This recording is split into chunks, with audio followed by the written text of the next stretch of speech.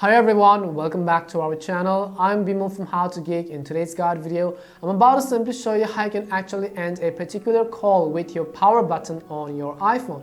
But before we get started, if you are new to our channel, make sure to leave a like and hit that subscribe button. And without any further ado, let us get started with today's video.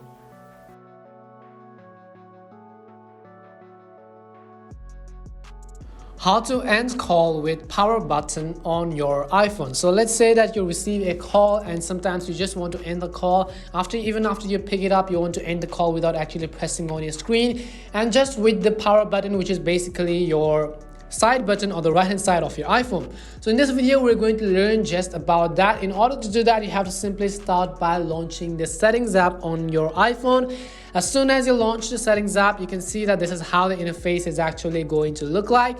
What you have to do is you're going to scroll down a little bit until you get to the option called accessibility. So right over here you can find the settings which says accessibility settings right on this gender icon. So you have to tap on accessibility settings, and over here what we want to do is right under physical and motor settings, under the voice control and above the Apple TV remote option, you have the option which says side button in the side like icon. So what you have to do is simply tap on the side button, and under the you can see we have the click speed option and we have the press and hold to speak option. Now you can see currently it is set to off, and when it is set to off, it is not going to end the call with the power button. In order to actually enable it, you have to simply either select Siri or you have to select classic voice control. You simply have to either select any of these options. And no, it is not written directly right over here which says that press this button to end the call with the power button. But then if you at least actually select any of these two options, whenever you actually receive and you are on a call, you want to end the call, then you can simply press and hold the power button. Personally, I like to keep it on Siri, as well as you can go ahead and also actually keep it to classic voice control.